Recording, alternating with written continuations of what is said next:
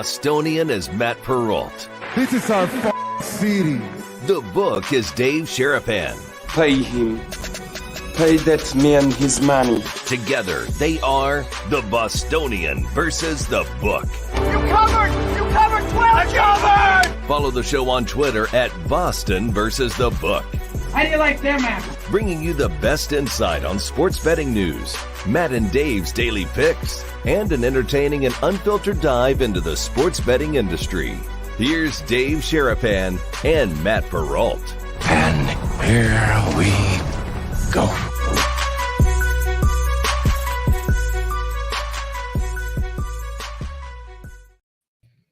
And away we go, boys and girls. How are you? Welcome into a Tuesday episode of the Bostonian versus the book. Dave Sharapan, Matt Perrault, Brad Howe in a couple of minutes to come on to break down what is going on in college athletics, because it is quite the morning around the country for college athletics. Live on YouTube and Twitter at Boston versus the book. We replayed every night, Sirius XM channel 159 and Sports Grid Television.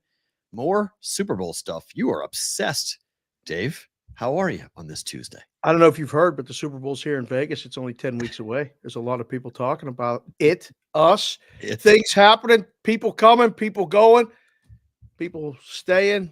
Can you talk to us? Can you help us get a place to stay? Can you, hold on. Just watch the show. First of all, watch the show. That's the first order of business every single day.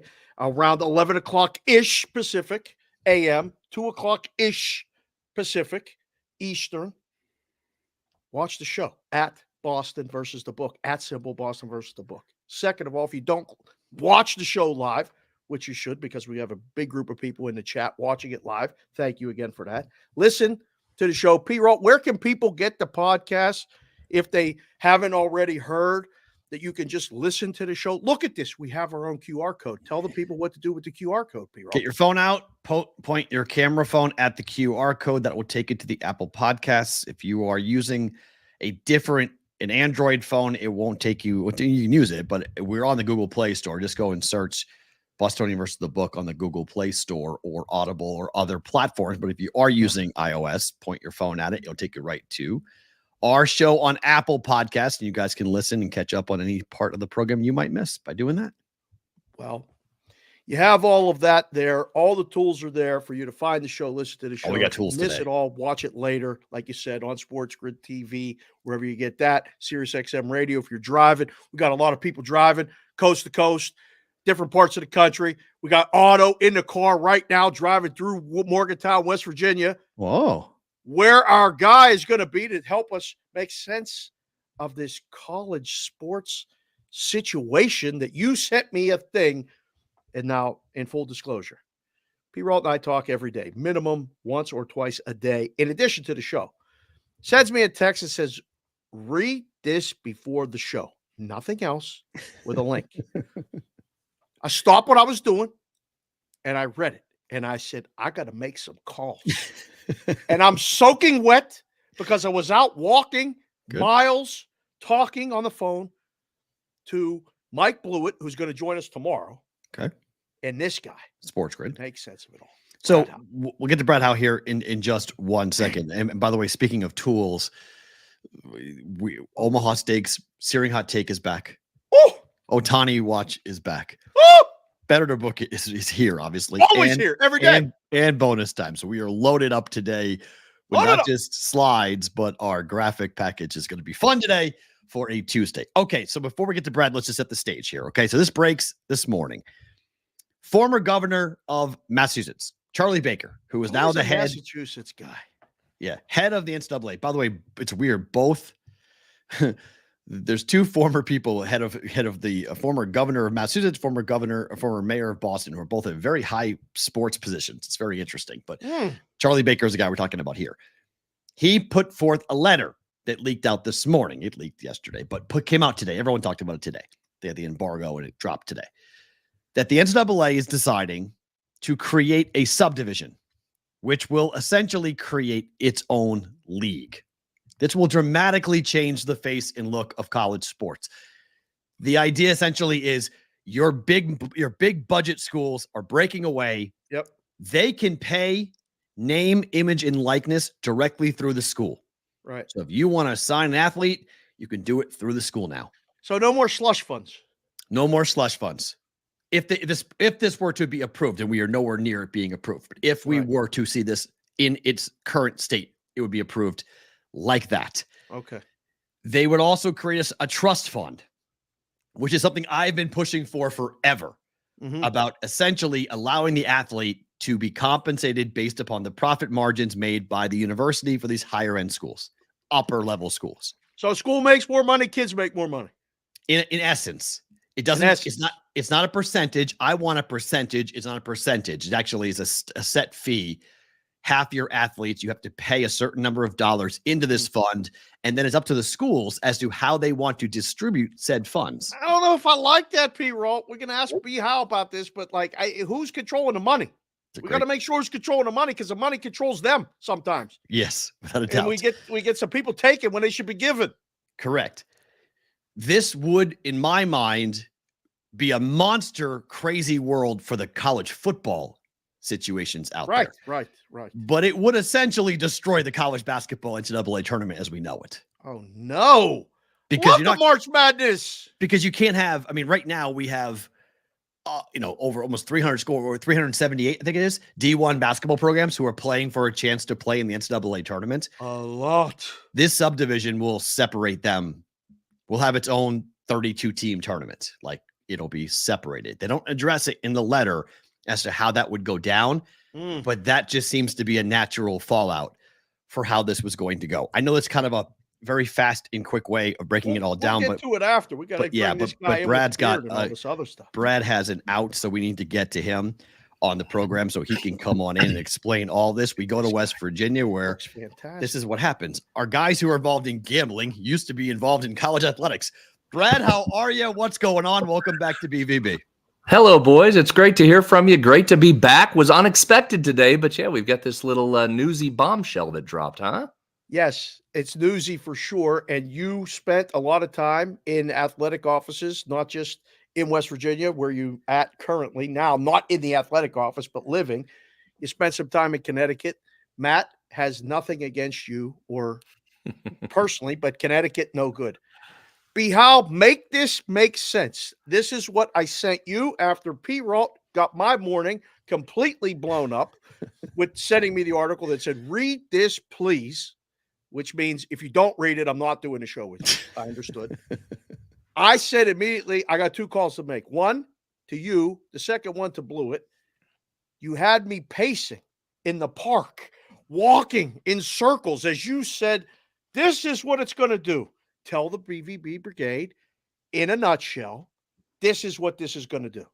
Okay, you've given me two hard tasks. One, to make sense of anything the NCAA does is a near impossibility. And two, to make it make sense. Also an impossibility, but let's try and do our best here. Right. Yes, just to give you some quick background, I spent almost 20 years in intercollegiate athletics at the Division I level, 3 different schools, Connecticut, Maryland, and most recently at West Virginia University for 15 years as an assistant athletic director before getting into the media side of things, which I've done for the last 12. So I've watched this from all over. I've spent my entire professional life in and around college athletics. So let's dive in, and I'll try and give you a couple of bullet point cliff notes up top, and then we can dive into some questions and try and make a little sense of this. Are you ready for cross-examination questions at any point from Counselor Perrault or myself? At any point, jump in. Do not let it continue on. If you have a question as we're going, this is free flowing. Explain it, and then we'll get into it, because I think it's important to establish what we're talking about. So first and foremost, this is born out of a continuing discontent between schools with, let's call them the Power Five for lack of a better term. So we're all in agreement, 65-ish schools. The lack of acrimony between those schools and the rest of Division I. As these budgets have continued to grow, it's created a Grand Canyon-sized gap between the haves and the have-nots. And I think we all know that. But where the frustration was coming was for the haves, let's call them this Power Five group, they weren't able to manage and run their departments like they want to. And I'll just give you one quick example. If you're an SEC school, you have the funds to fund your baseball program at a full scholarship level. You have the funds to add a coach or two to baseball if you want. But because you're beholden to the NCAA and 100 and some other schools that don't have like budgets, you're not able to do that. So example, baseball has, and I may be off a little bit here, but baseball has roughly 12 and a half scholarships for 25 players on the roster. I think that's everybody. I think it's 12.7. Right. Okay, there you go. In the ballpark of that. So that means there's players playing baseball right now at a really high level that are not on scholarship that may even get drafted. And they're not able to do, these bigger schools are not able to do what they want to do because there's so many more voting members that say, no, we're not voting for 25 baseball scholarships because quite frankly, we can't pay it. So this discontent has been continuing to grow, and it's been clear that you need a separate division.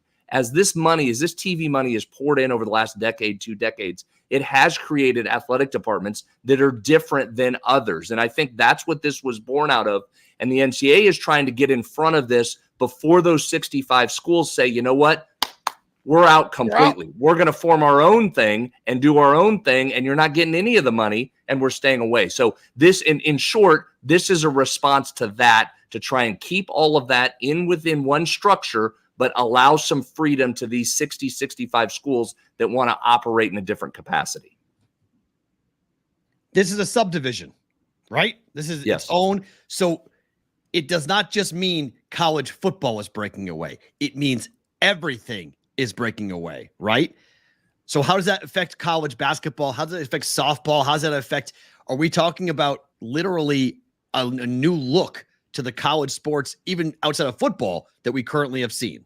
It's a good question, Matt, and I don't think those answers are known yet, but my gut tells me there's got to be some way. I heard what you said about the NCAA tournament.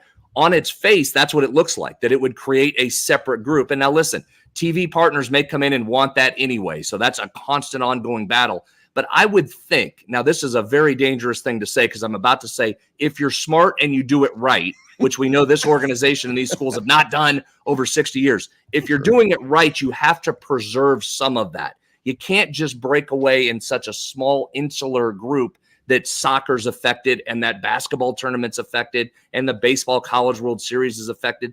But in essence, the teams that have the best chance of going to all of those things outside of men's and women's basketball is this power group. But to answer your question there, I don't know that I did a good job of it. There's got to be some sort of scheduling allowance to try and keep these championships to cross over beyond just these 60, I would think.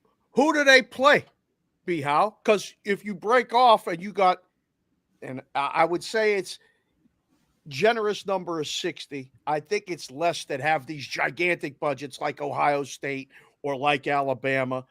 But who are they going to play? Because, you know, you're in West Virginia. They're in the Big 12. They had to bring teams in. They play Big 12 teams that left now for the SEC. Who in the hell is all this sub-conference separate thing? Who are they going to play? Why would I play them if I ain't going to get no money from them? Yeah, good question. Now, Ross Dellinger from Yahoo Sports has the definitive article on this that you guys were referencing in the beginning. I encourage people to go read that for some more depth. But one of the numbers that jumps out there, and I'm quoting here now, he says 59 Division I schools spend more than $100 million on athletics. So that's where you get that Power 5 group right there. 59. So start with that. But the scheduling is something that I think is really interesting when you move forward with this. And I think it's something that the Big Ten and the SEC have to be careful of. If you break off too far into a Power 2, I think that question of who are you playing really becomes a factor. I think if you keep it in this 65, 69, 70 range with allowances that there will be a game with the next division down, as you do it now, guys. I mean, you play 12 football games now. A lot of schools schedule an FCS opponent. A lot of schools schedule one FCS and one group of 5 opponent. So there's some scheduling crossover now, as long as this new subdivision doesn't become too small. If you're left with a subdivision that has 15 or 20 schools in it, then I think you got a heck of a problem. If it's 65, 70, then I think you're still okay and you move forward with basically how we're operating now. Let me read a bit more because you quoted the article, which I was going to quote too. 59 D1 schools have more than $100 million for a budget, but the other 32 D1 schools spend over $50 million, and a whopping 259 spend less than $50 million, with half of those spending less than $25 million on a budget. This is part of the problem with college athletics as we've gone into the NIL world, because if you have a $25 million budget for your entire college athletic department, you're not getting big NIL deals. It's not clamoring. The big switch is that NILs are going to come inside the department now. The school is going to be able to sell their student athletes as commodities, essentially, to advertisers. Dave made a point to me off air and said, wait a minute, this is bad for the kid, is it not? And I'm not so sure about that because I think it opens up other markets. But how big of a change to the NIL world would it be for the schools to dictate and be able to sell the player's name and image and likeness? Yeah, Matt, all things being equal, this is where it should be. I've been screaming about this on our shows here in West Virginia from the beginning and said emphatically, this is where we would land. And here's why real quickly. In no world do $100 million businesses, let's just take that as an easy baseline to talk about, do $100 million businesses want to call someone else to see if they can do something? And what I mean by that is there are departments right now that operate very closely with their collectives and are in lockstep with it. And the coach and the collective are working together on what they need. There are others where the coaches are having to call saying, hey, I need to give my quarterback more money. I want to go get a receiver. I need a center and I need a defensive back. I need a corner and a pass rusher. Do I have enough money in the budget to do that? Now think how ridiculous that is. You're calling an outside entity to get permission for your program. So this was always going to call a guy about a guy to get a guy. You better have a guy. If you're a coach, you better have a guy for a bag. For a bag. Now in the old days, you had to do that, right? You call a guy about a bag, they deliver the bag. It's still kind of operating that way. Yep. Eventually, here's what you're going to do, and this was obvious from the beginning. It was going to come in-house. It was going to be controlled by people that are doing fundraising on a daily basis. One of the parts that you need when you're fundraising for athletics is the ability to provide those donors certain perks, access to the team plane, access to practice, different tickets, different gear, dinner with the coach. Well, there's some collectives set up now that are nonprofits, and they're supposed to be separate from athletic departments. And theoretically, you're not supposed to allow those benefits to the collective donors. So that's a whole nother thing. So it makes perfect sense to bring it in-house, and here's the other reason why. Over the history of college athletics, because you're not paying players, the money is going where? It's going to coaching salaries and it's going to facilities. It makes perfect sense to add another line item now that's going to be a big line item and it's going to continue to grow. And that new line item is going to be player salaries. And now you'll know what your salary cap is and you'll be able to allocate the funds and it will be done in-house. So to me, this is where it always should have been. I get that it needed to get up quickly, and so the market filled the void, and these collectives popped up. But eventually, we were going to end up here. And I'll give you another point, Matt, to your deal. The NIL began as a way to use what it's called, name, image, and likeness. So I, as the quarterback, could go out and endorse the local car dealer or Coca-Cola and get money because I'm doing the commercial. Well, that moved on pretty quickly, and it morphed into come play for us, and you will get this much money, which technically is illegal, but not a lot of people are enforcing that right now. So that's what's happening. In essence, what's going to happen now, guys, it's following the same path that coaching endorsements did. So when I was back still working in the department, I was out selling sponsorships to all those businesses, local car dealer, soft drink, bank, insurance, all of it, right? At the same time, coaches had representatives in our market selling the same thing. You want the coach on your commercial? We can take care of that for you. And when the athletic departments are going, hold on here. No, you can't go get that bank because we have this bank. No, you can't go get Pepsi because we have Coke. And it was creating friction, just what it could do now. All right, so how did you fix that? How did departments fix that? We did this. We were one of the early ones to do it at West Virginia. We just went in and said, all right, here's the deal. Coach, you're going to get X number of millions of dollars for your marketing rights. We now own them. Don't worry about it. You go coach football. We'll go sell it. And that's what you're going to start to see with the athletes. In essence, that's what Ross is talking about this article. Mm-hmm. Schools are going to, quote, buy the athletes' NIL rights, and the athletes won't have to go do their own deal. A collective won't have to do their deal from them. They won't have to have an agent do their deal. They're just going to get paid up front. And if they appear in some marketing materials, so be it. If they don't, also so be it, and they still get their money. That's where we're headed. It doesn't sound like amateur athletics anymore. But Dave, it hasn't been for a long time. Right. I mean, if we're being honest, yes. It has not been for a long time. I mean, I just said I haven't worked in athletics in 12 or 13 years, and I worked in it for 20 some. So that's a 30-year period where I was out selling advertising to these events. It ceased being amateur athletics a long, long time ago. And that's will there be a market for this stuff? How are you going to? Yeah. It's going to. So the kids but the market is local now. We're coming back to what it was, right? Like the kids going to get it from the local. Depends. It's always come from the local. It's going to depend upon the type of player. Like Caleb Williams is a national star. He has national ads. The backup quarterback is not going to get that, but he might get to push the Tasty Freeze down the street. He may get that listen, deal.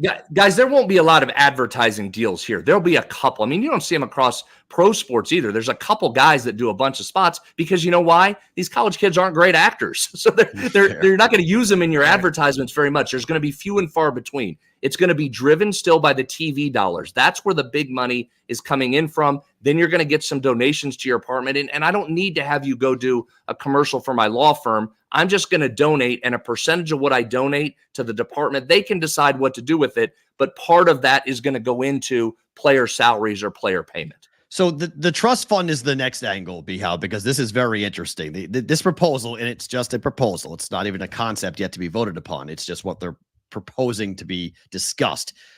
This would be a minimum of $30,000 a year per athlete for half of their athletes in their department. So roughly about $6 million a year. The school would not be required to deposit the same amount as other schools per athlete. It's up to the discretion of the university. So you can go minimum $30,000 per, but if I want to put $100,000 per, I can do that. Right. How I distribute that money is up to Title IX laws, but it's still up to me as the university. I can give the player how much money I want to give the player. Sure. What the hell is going to happen when you unleash the SEC on this and they start being able to pay $500,000, whatever the hell they want, to their players? Yeah, I quite frankly, the same thing that's happening now with coaches and facilities and everything else. So I think it just follows right along this same path. The SEC and certain Big Ten schools have outpaced everybody else in coaching salaries, right? And at some point, the market has to raise the floor up for places like Wake Forest and a West Virginia and some of these others that don't have Alabama or Ohio State money, but have done a great job of raising more dollars, and you've kicked it back into the coaching salaries. So you've got to try and stay touch with what others are doing. But sure, the SEC and a couple Big Ten schools are going to outpace everybody. That's just part of what's going to happen. And at some point, the market has to stabilize and normalize itself to try and keep it competitive. And that's the whole challenge here are, will those schools that come in at the bottom end of the budgets, which they are now, can you still reasonably compete in this new subdivision? You cannot. Okay, but I'd argue, Dave, you're probably not now. You're not. I was going to say you're not now. Season wins, and we still all love college sports, and we still watch it, and the ratings are great. And a place like West Virginia that isn't going to compete every year for a national title can sell out its stadium 4 and 5 and 6 times a year, and you can have a great time as long as there's access in. Because there's going to be years like last year with TCU where they pop up and you are able to do it. Because as important as money is, it isn't the only factor. It might be the most important, but it's not the only one. So you've got to stay within touching distance of the group ahead of you. And that's the interesting part when you move to a smaller group here. Before we get you out of here, would you be interested in our next iteration as grown-ups of being an agent for the kids to negotiate with the schools, because they're going to get taken advantage of in a lot of these situations if these things continue to happen? You're not going to be able to just talk to a coach and say, yeah, let's make a deal.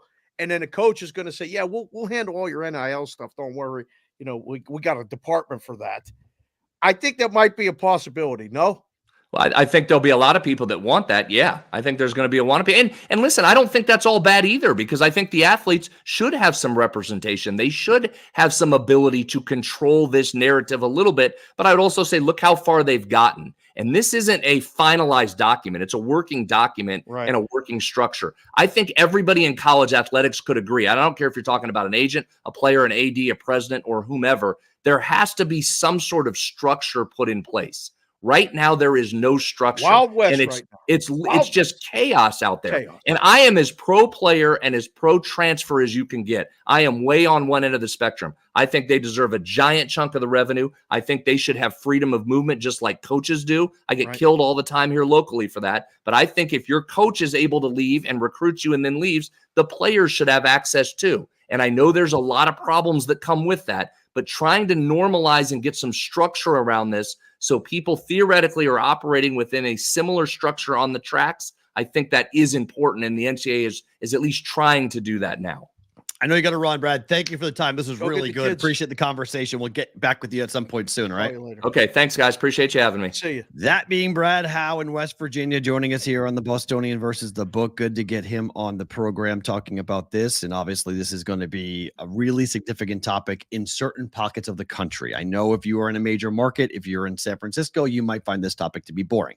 But for a lot of people, this is the story that Brad was referencing from Ross Dellinger, that you can go and find on Yahoo Sports right now, which is unfortunate because Yahoo Sports laid off like half their department for sports this week. But, Ross is still there, which is good because he gets to write stories like this, calling it perhaps the most revolutionary concept introduced in NCAA history. Are you, after hearing Brad, do you feel any better? Do you feel worse about the idea? I don't know. I got to wait and see because it's all theoretical. I mean, they're throwing it out there like we can just, I don't know if it can be formulated because he took 8 months to do this, though, Dave. This was not like at the wall. Like this is an 8-month. Oh, I know. You got to put it out there. But wanted to see this. This is what they want to do. There'll be tweaks, but this is what they want to have voted on soon. Charlie Baker will speak tomorrow here in Las Vegas at the Sports Business Journal conference. It's happening at ARIA. And that will be the first time he will publicly speak about this, and he'll take questions, I'm assuming, from people like Ross and others who are going to come in and ask about this. But they're ready to go public with this and have a legitimate debate. Yeah. I mean, they need to. There has to be something done. But it's going to change everything. And I don't know if it's going to, like B House said, it's the Wild West. It is the Wild West. Mm-hmm. Somebody's got to keep an eye out for the kids. That's the main concern. They're the product. But they weren't before. They haven't ever before. So why should they now? I mean, it's been this way for 100 years. No one's looked out. No, they don't allow the kids to unionize. There is nobody looking out for the kids. The kids are playing as part of a cog in a machine. Okay. That's just the way it's been. I mean, I don't think there's ever going to be a change until the universities are forced to acknowledge these kids as employees, and then they will unionize. And when they unionize, then everything changes. But that's their number one concern. They have fought that from the get-go, and they gave NIL to the players to try to prevent that from happening. They do not want a Supreme Court justice to come down and rule it that college athletes are employees of the universities that they attend. Sounds a lot like employees. It does. Pay somebody to do something. To work. Isn't that a business relationship? Is that an employer?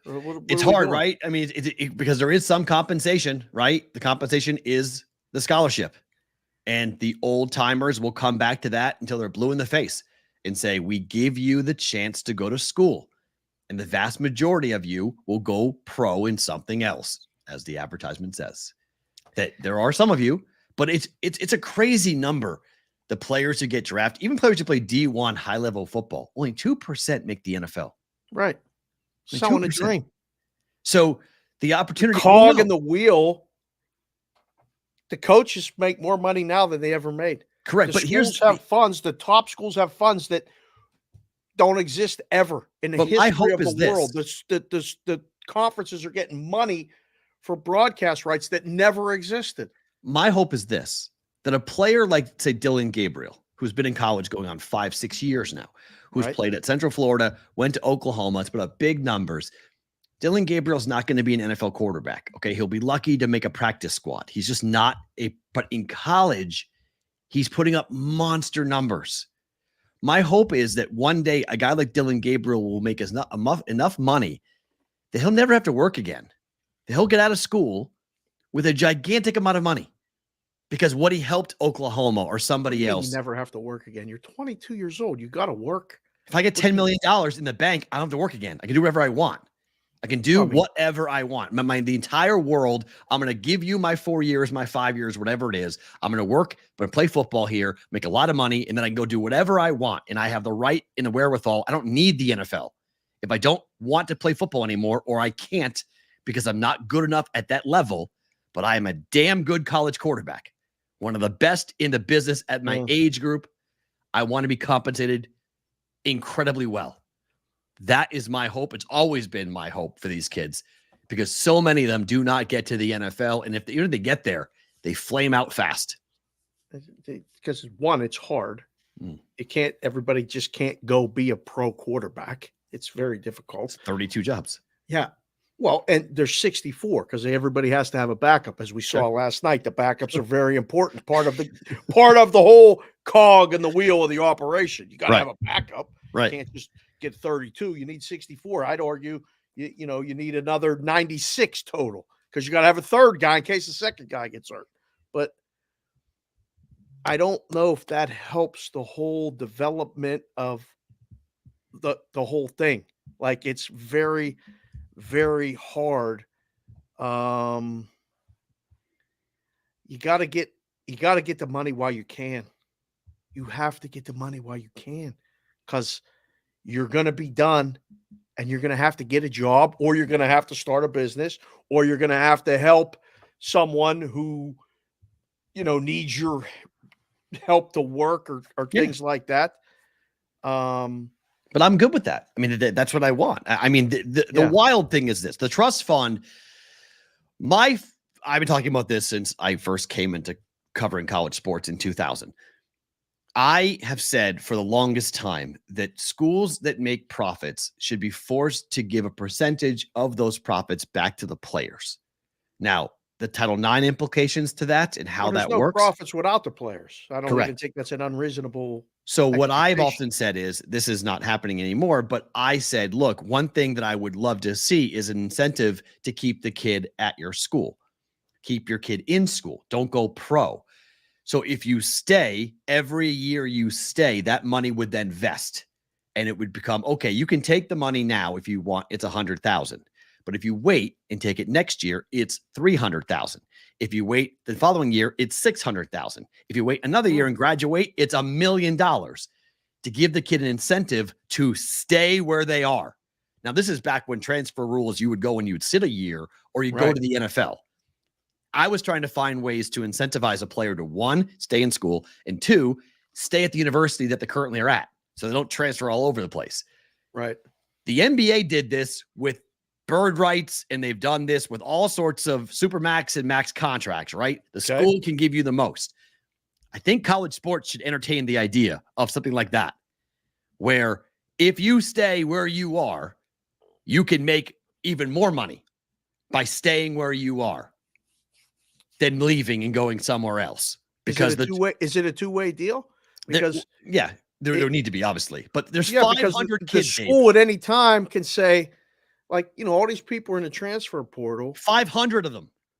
There's 500 kids in the portal right now. 500. That wasn't all their choice. Some schools went to a kid and said, listen, we're not going to play you ever. We're going to go get somebody to play your position. Ohio Your State. best chance right now is to go to the transfer portal because you ain't going to stay. Yeah, Colorado. Right. Yeah, I agree. But that's not five. But 500 is a crazy number. It's the most ever. Right. There's 500 kids in the portal. Because there's no loyalty either way. Right. You give the kid a reason to stay with that trust fund loyalty. You better give the school a reason to keep it there as well. If we end your stay here, we'll double your pay. You'll get the money times 2. There's a risk for both. We can always say, like, well, it doesn't exist if there's no school to play at and we pay for it. It's like the business owner versus the employee. You need each other. You do. The owners and the players in sports. You need each other. I asked B how this, I'll ask you. Should there be a rev share deal like there is in professional sports? There can't be, but I agree. Yes, there should be, but they can't do it. The reason why they can't do a rev share is because if you do that, that would then open up litigation for them to be employees, and thus they can unionize unless they can go at the NCAA for it basically kills college sports in their opinion if they were to do that. So that's why the word rev share, right? The word rev share is not one. They're doing the trust fund as an end around to get to the same place that you're talking about without using that language. Right. They're protecting their flank. Oh, of course. Yeah. Well, they have to, because if it ever comes to be ruled in a court of law that a college football player is an employee, all those players that came before can then back sue to get all the medical, to get all of compensation. No. Right? Yeah. They all will back. Everyone who's played college athletics will enter into a class action lawsuit. And that's where the end of college sports would come because the bill would be so high they could never pay it. Wow. So that's what this whole thing is, to prevent that from happening. Yeah. Everything they are doing is to prevent one word to be uttered by a judge somewhere with power. Employee. Like Ed O'Bannon. Well, that's what he was hoping. There's another suit going forth right now that's picked up where the Ed O'Bannon suit picked up upon. That's how name, image, and likeness, in case you guys don't know, that's how the name, image, and likeness became a thing, because the Ed O'Bannon case won it in court. And kids controlled their name, image, and likeness dating back to the EA Sports college football game. So and the whole time Ed O'Bannon been selling cars at Findlay Chevrolet. He has. Doing well, though. I met him here. I've talked to him about it. He's done well for himself. He likes doing that. He's crushing it. Yeah. He's crushing it. That ain't an easy gig either, but I give credit to Ed, but the whole thing about, protecting this, that, whatever, that the back end of that is like, hey, yeah, we'll share the revenue. Oh, we can't. Oh, so now what? I think there's more questions than answers, but at least this is a start. It's a good discussion. Oh, it's going to be continuing. So we'll talk about with Blewett coming up tomorrow. So we'll move on to what happened last night here on the show. That was good to get Howe on. Historic night for Jake Browning and this offense in Cincinnati. I mean, borderline stunning. Bengals quarterback Jake Browning became the first player in NFL history to complete 86% of his passes and throw for at least 354 yards in one of his first two starts in the NFL. Bad defense or good offense? Last night. Both? Can both be true? I think it's both are true. I think both are true. Jaguars got exposed.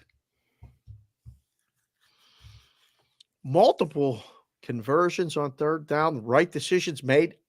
What, every time he threw the ball? Like, it was really impressive what he did. That's Jamar Chase. Leaving Jamar Chase one-on-one on third and short on an island is just a bad decision.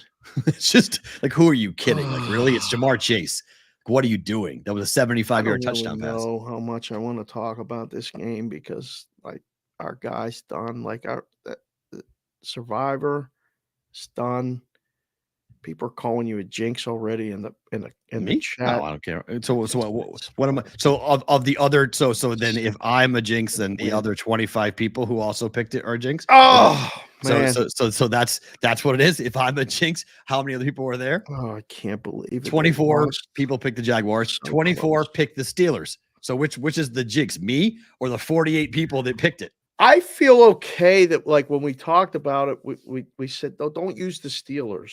And then the Steelers lost. I was like, we avoided that was the miss. Just get this one home. Well, look, and then we're watching it last night. We're texting, and then this is why it lost. Okay. Is it? Yes.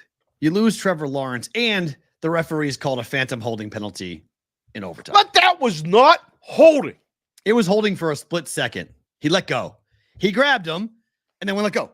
And it was a split second. It was like they were waiting to call it. They were watching and watching and watching. Ah, there it is. Because if they weren't looking for it, they wouldn't have called it. They wanted to call it. In that moment, in overtime, hell of a throw. It was. I was all set to tell you. The amazing story about CJ Beathard that I have in my Iowa days. I was all set to come on here. I was going to tell you this amazing story about how I questioned CJ Beathard for years. I got into a huge argument with one of my good friends who still writes for Iowa, covering Iowa, about the fact that I said CJ Beathard will never be a starting quarterback in the NFL ever. And then he became a starting quarterback, and then he was benched, and then he's been a journeyman quarterback. And whenever he starts a game, I get a message from my friend in Iowa saying, I told you he'd start games in the NFL. And I go, yeah, that's starting quarterback, though. Nobody wants him. And I was like, CJ Beathard, you just saved our guy. I'm so happy you were able to keep our guy alive. It would have been the perfect, like, weird moment of synergy in my life. And then that holding penalty came and blew it all. It was right there. As soon as the whole game was over. It was 31-28, and he orchestrated the drive down to tie it. And I thought, holy crap, we're going to get the miracle. Because I sent you a text. I'm like, we need a miracle at this point. It's done. As soon as they went ahead 31-28, I said, it's over. And then it wasn't. And I was like, okay. And then they completed a pass, and I was I went crazy. I was like, yes, no, not another flag. Another flag. In that moment, it decided the game. The flag that decided the game, literally decided the game. Ask the chat right now. We got a bunch of people. Thank you guys on a Tuesday for showing up. Hit the like button, please. Hit the subscribe button if you haven't already, so you get the notifications and the bells. Was it a hold? Yes or no? We're watching the game. Wow. East Coast, West Coast, Central. Was it a hold? Yes or no? They got people in the chat saying that no, it wasn't. Yes, it was. I already voted. You know what I said. I said no, but I'm a little bit biased because I was rooting for Jackson. Look, did he grab the jersey? Yes. Does that happen all the time? Yes. Was it a split second? Yes. Was it a soft call? Yes. Don't make that call. Don't make that call. I mean, just you didn't call. Like, this is the problem with the NFL and why officiating has been so frustrating for people. The pass interference call at the end of the game between the Packers and the Chiefs decided that game for Kansas City. The fact that the flag stayed in the pocket when it was clear PI. Clear PI. That was the guy on the TV said it. The director and officials used to be Terry guy said it's a Terry McCauley. Penalty. Yes, it was a penalty. Clear, but no flag. This gets called. It's ticky-tack at best. This gets called in a key moment in overtime and decides the game. Like, the inconsistencies of the calls are why people get so frustrated with the NFL, because you are swinging millions of dollars with these flags. Not that they should care about that, millions of but dollars, right? They don't but care. the leagues care because they're in bed with the books now, so they have to care. And this They don't care. pendulum They swing, should. the inconsistencies we're seeing about what is and what is not a flag, and what is a penalty, what is not a penalty, and when do you call it, when do you not call it.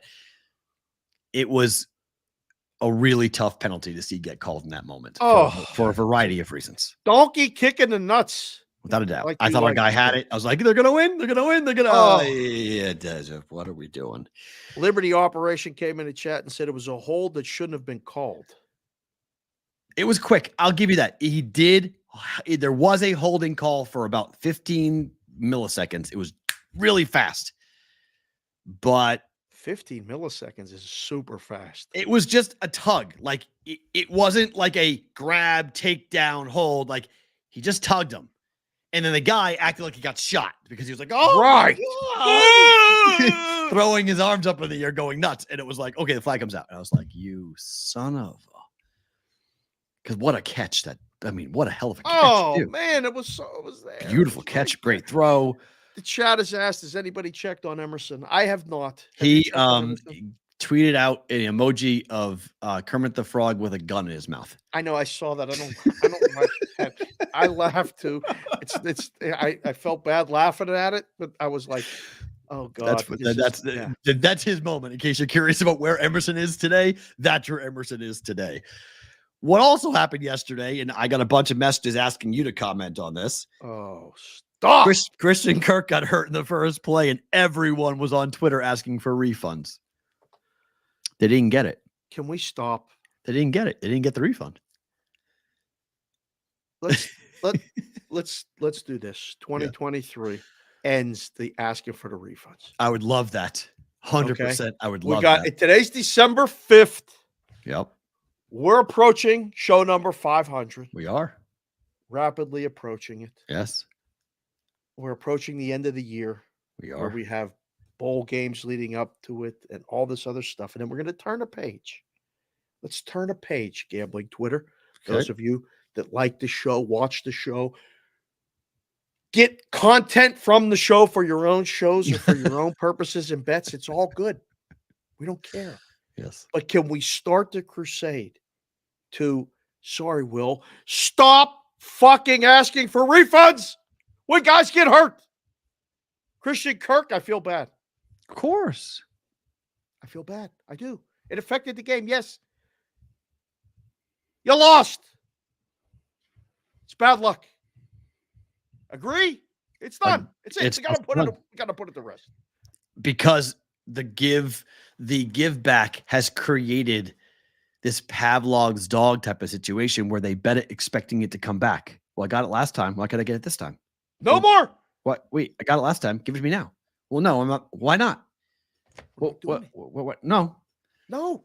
Why not? Because this is the problem. It becomes the drug dealer. It becomes the I need my fix. You gave it to me last time. I need it again. Give it to me again. And it creates this disgusting public whining that goes on. Oh, Where's my refund? Where's my refund? Wait, why didn't you refund me? I love that voice. Don't give the money back. This pisses off people to no end, by the way. This is a very sensitive topic. When we say this, people get very, very angry at us for saying this. Well, that's fine. Well, my other book does it. Do me a favor. Go bet there all the time then. You can bet here.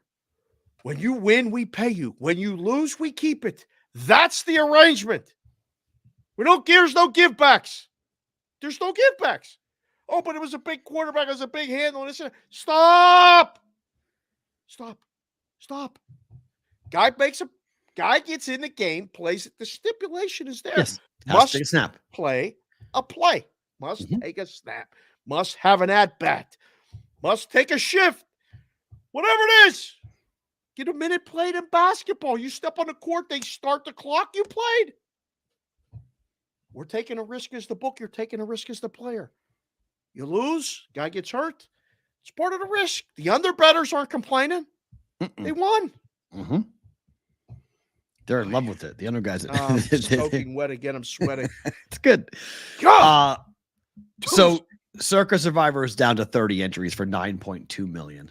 Oh my God. When you start hedging, $300,000 value for an entry.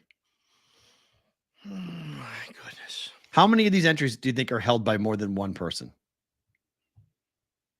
Not too many. So, I mean, like how many have, let me rephrase, how many people have multiple entries alive? Oh, none. They're all singles? Yes. That's what I heard. I will confirm. There's 30 people individually of it. Wow. Ain't nobody got a multiple left, is what I heard. So we're all alone.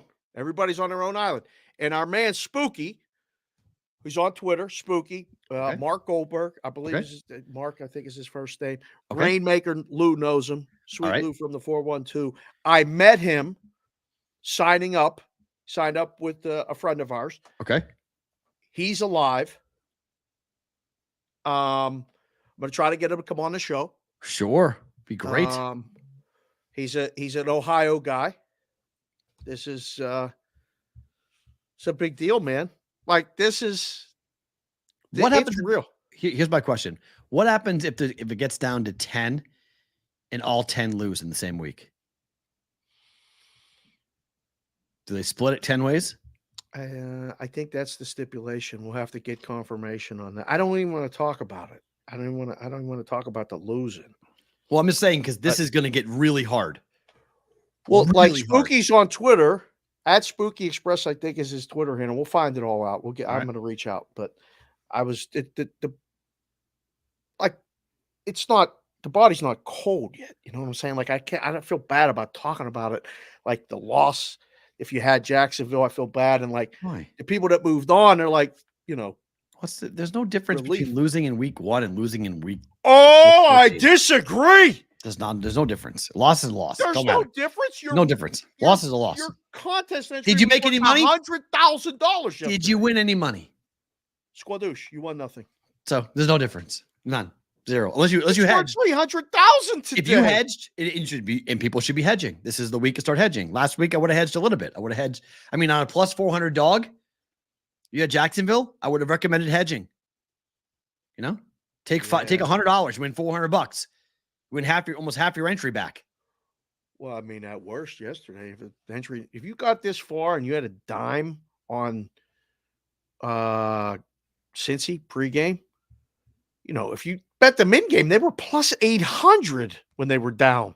So, I mean, just a way you bet a dime to win 8. Yes, there were ways, and I hope our guy did. I bet he did. He's smart. Our guy was very smart, and the GOAT was, you know, he's really good. And I hope the GOAT hedged. I mean, I stayed away. I was going to bring it up to him, and I was like, no, I'm going to leave it alone. Let him do it on his own. But absolutely, I mean, a +4, if a +400 dog takes you down and you don't have something on the other side, I mean, come on. Right. You got to do that. You got to protect yourself in some form or fashion. You're buying, $1,000 entry.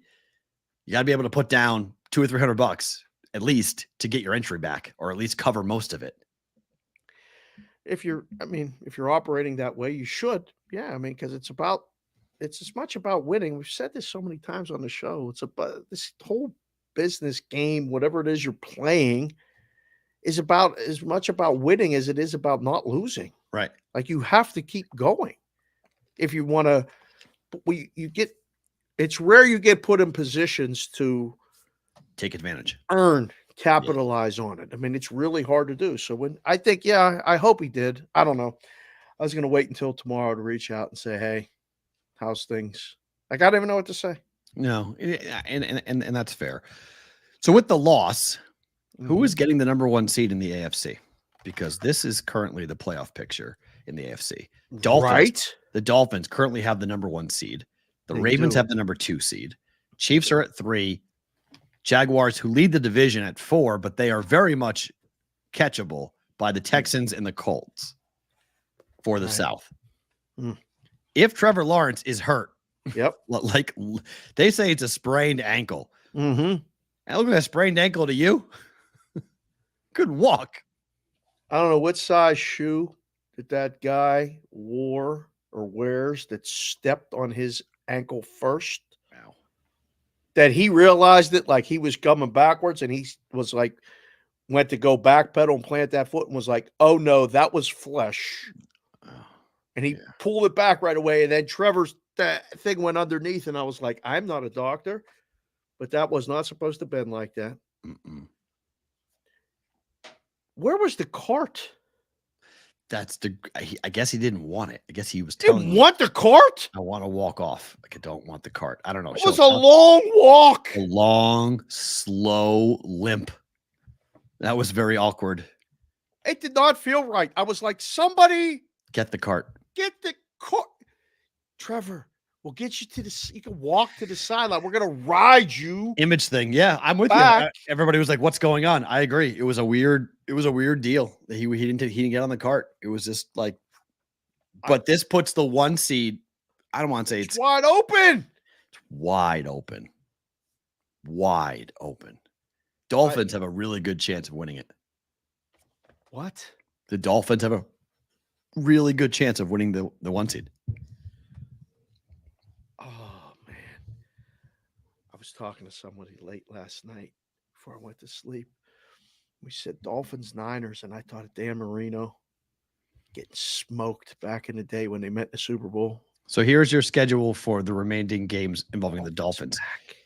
They are at the Titans. Sorry, home for the Titans. Home for the Jets. Win-win. Home for the Cowboys. Tough game. But the Cowboys on the road are a different team. Did you say home? Yes. 3 straight home games. The Dolphins have 3 straight home games right now? They have 4 of the next 5 at home.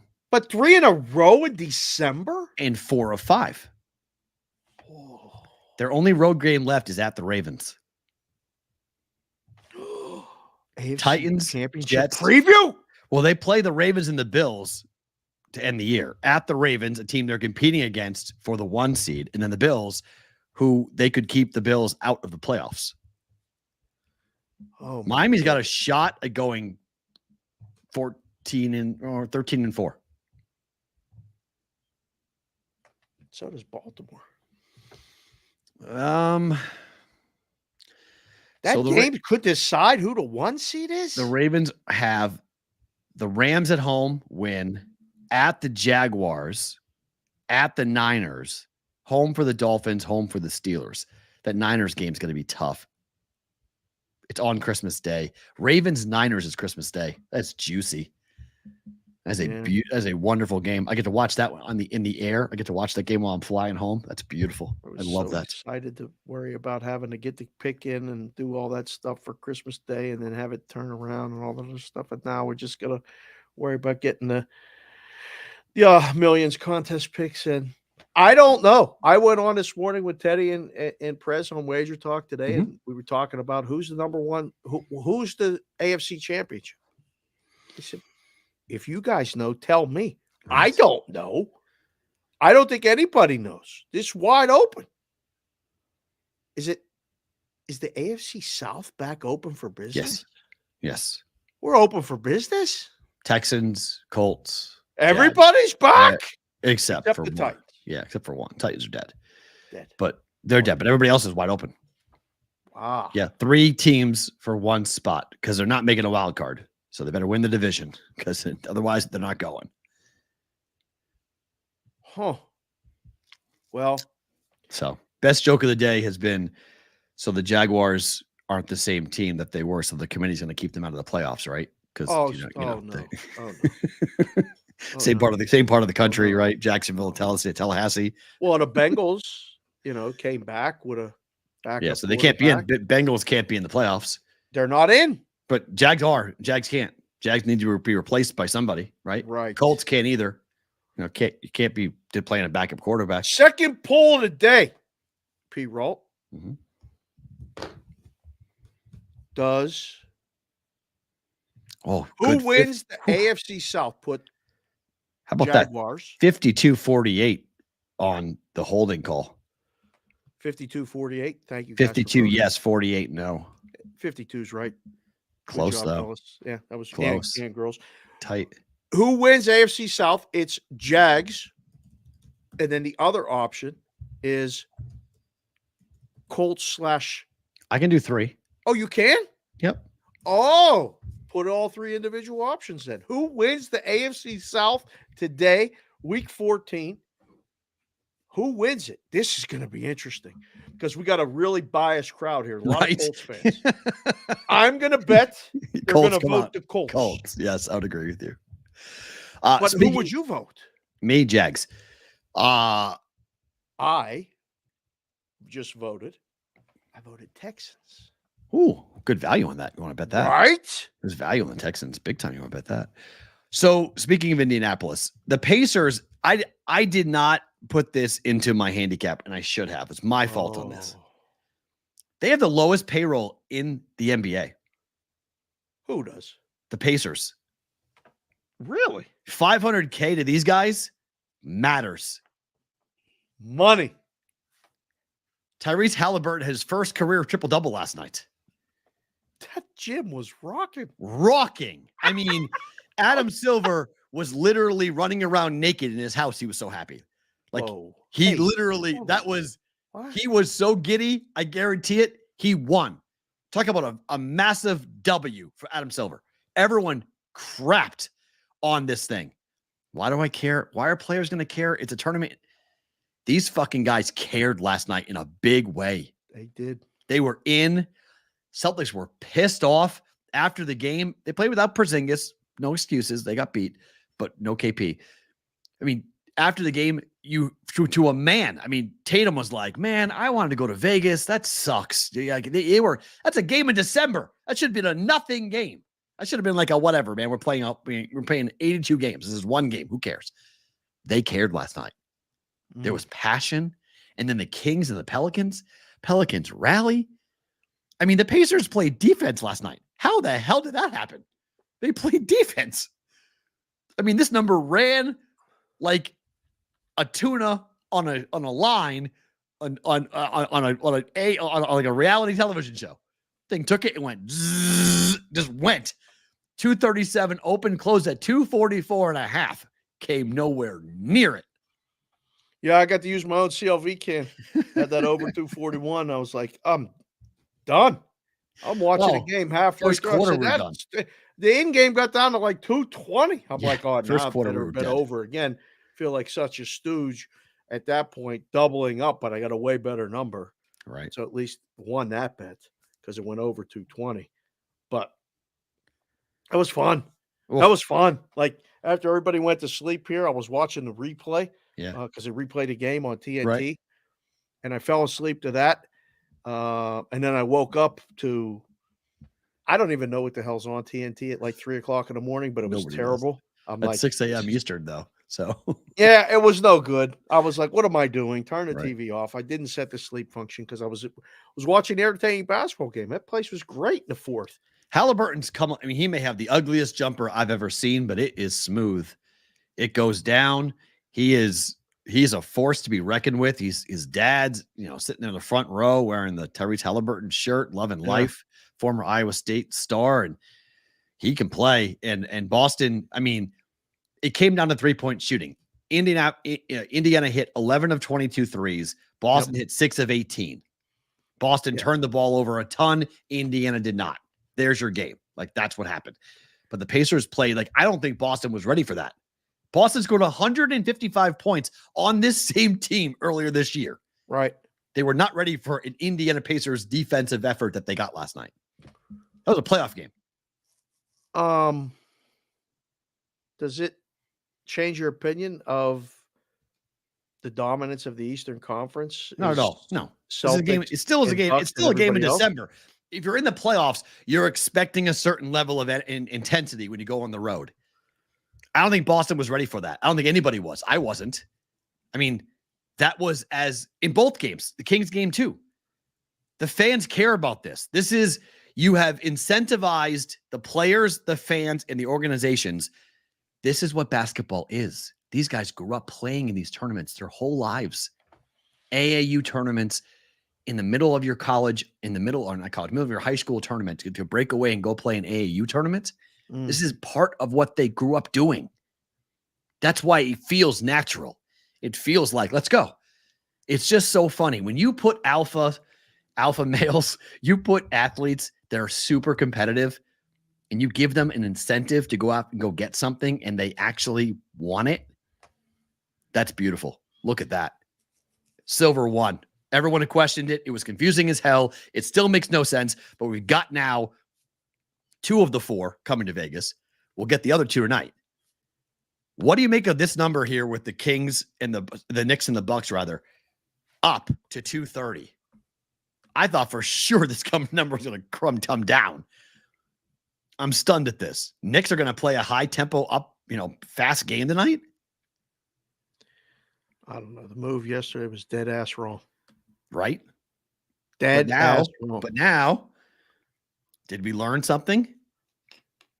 I don't know. What did we learn? The players. I liked the dog yesterday in the game because it was 6. It's 5.5 now. We're trying to find the number. Okay. Why in the hell would you like the Knicks against the Bucks? I wouldn't. I'm not betting it. I'm not betting either game tonight. I'm staying off. I'm going to watch them though. I don't know. I gotta go reload the account. Because I just had the money in there. I just put it on the over the game because I got such a good number. And that's toast. And then I had Jacksonville tied with Indiana. So the Indiana part was right, but the Jacksonville was wrong. I don't know what I would do with this pregame. I don't know. What do you think? This is not a bet. This is a watch. This is a watch. I'm not betting either. This is a watch. This is an absolute watch for me. Good watch, but I'm not betting it. No, this would be an under bet. Pre-game, I only bet is under, but the moves are going against me, so no. What about the other game? Well, the other game is fascinating because you're guaranteed a West Coast team here in Vegas. So, drivable fan base to Vegas. One of these 2 teams' fan bases will be here on Thursday. Are they going to come? It's Thursday. It's easy. They'll know a day in advance. Yes, they will come. If it's the Lakers, locals will go. It's next week or this week? It's Thursday. It's tomorrow. It's in 2 days. The semifinal and then the final Saturday? Yeah. Oh, man, there's a lot going on here all the time. The league is pausing for a week. There's no games for a week to let this thing play out. What are you talking about? There's a full slate tomorrow. Tomorrow there is? There's a full slate. So how does that work exactly? Like, they didn't schedule games? I was trying to figure this out last night. I don't know. This looks like a full slate tomorrow. Wednesday, December 6th. There's 1, 2, 3, 4, 5, 6, 7, 8, 9, 10, 11 games. Yeah, there are. Yeah, I'm looking at it. So I'm confused. So on Thursday, You only have 2 games on Thursday. So what was it? So you'd be forced to play back-to-backs? I don't know. Kendall said ZZZ. Kendall, I hope you're feeling better. Kendall, excited? Maybe we'll go. Maybe I'll take Kendall to the game on Thursday. Where's it at? T-Mobile? Yep. Maybe we'll go see some NBA basketball on Thursday, Kendall, if you're up watching it. I wonder how many tickets have been sold so far. Or are they waiting to see who winds up going? Right? Well, I mean, if the Lakers come, ba-boom. See you later. Right? Right. Lakers and even Suns. Pelicans. Even Suns people locally will go. It's nothing close to the Lakers. True, but it's still, I mean, it's KD. It's Kevin Durant. So you get Suns and Pelicans? Yeah, you get Zion and Kevin Durant. It's pretty good. Great on TV. I don't know if that's going to sell locally. I'm not going to a game with you, she said. Why wouldn't you go to a game with me, Kevin? That's not very nice. That's not. She said it in all caps, too. Rude. She's not feeling very well. I like the Suns tonight. Good. I hope the Suns win tonight. I'm not betting either game. I like it's a good watch though. 2 good games to watch tonight for the in-game tournaments. Time for a return of an old favorite.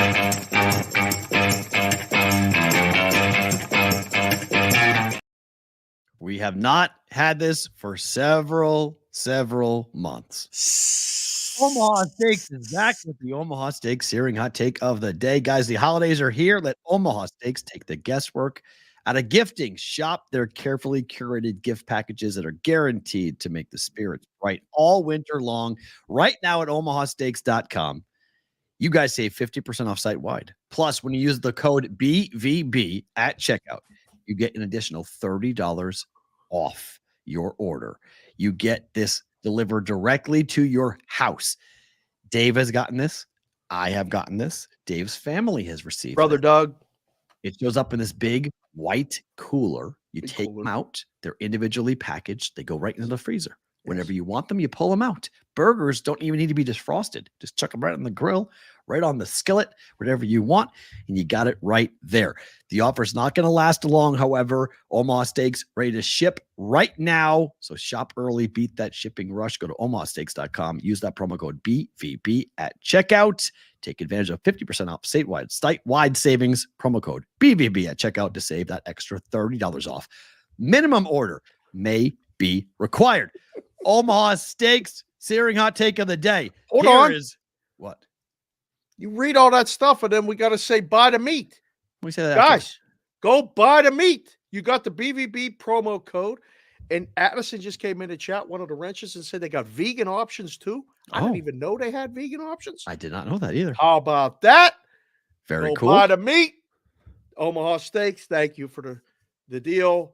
Let's go get some. Let's go get some meat. Not meat curtains. Just go buy the meat.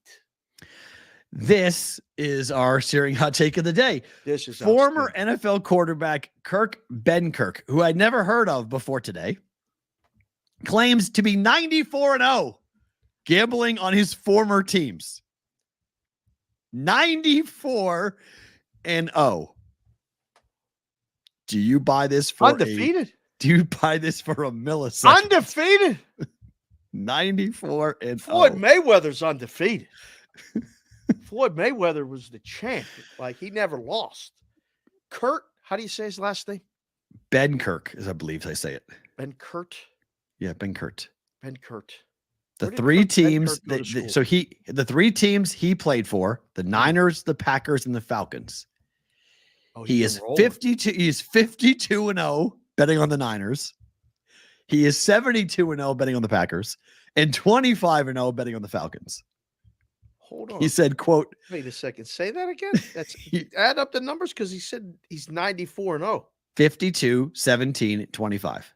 52, 17 is 69 and 25 is 94. Okay. So the math adds up. He said on Twitter yesterday, don't get it twisted. I'm not a crazy savant or anything. No, I just take things that are likely to happen and stack them. I have plenty of losses out there, but I am green and I have a formula I like. If I had more discipline to only touch the teams I absolutely know a lot about, maybe you'd win more money and blah, blah, blah, blah, blah. Oh, okay. So he's 94-0 on the teams that he played for because he knows He knows the teams he played for, but he's not undefeated betting. Because he bets other things that he doesn't know. Yes. And this brings back the classic quote that I've been told I have to trademark, and I don't know how to do it because it's 3 words in the English language that don't just apply to sports betting, but to a lot of things. Nobody knows shit, but Kurt knows 3 teams. Perrault, he's undefeated. 94-0. Kurt, if you're watching or listening, or Come on the anyone show. that knows Kurt, you are on the show. Forget about the Omaha Steak Searing hot take of the day and buying the meat. We're coming to get Kurt, and we want to hear what he has to say about Atlanta, who plays this week. Right. Packers already San played, Francisco. And the Yeah, Packers Niners all play this week. Niners. Oh, no, Packers do play. Yeah. So give me. So the problem everyone's asking him is, okay, can you please post your picks ahead of time? Oh, Because he isn't posting his picks. oh no. Oh no. As Barstool Sports wrote about this, saying, before I completely discredit him, let me do a little research. The little research shows what happens. Okay, he's definitely just lying. Why am I even blogging about this? This is fucking stupid. This has to be an inside joke that I'm not getting. Something from whatever podcast Ben Kurt does where he pretends to hit at 100%, but he really seems to be taking credit for it. No. So this guy actually believes and wants people to believe that he is the greatest gambling savant the world's ever seen. I had to make sure people knew otherwise. He just is simply lying. So there is your searing hot take when you claim you're 94-0 betting on 3 teams you used to play for in the NFL. That is a pretty impressive streak. I would only hope to be 94-0. It would be something of a wild opportunity if that were to be. He last played in the NFL in 2017. Thank you, CBW. Yeah. So he is a former player, but 94-0. Can we see the picks before you claim to hit them, please? Because that's not what we believe at the moment for your gambling prowess. OmahaSteaks.com, promo code BvB to save $30 off your order. Go there right now. Take advantage of the 50% off site-wide savings going on right now at OmahaSteaks.com. Ohtani is back. Where's he going?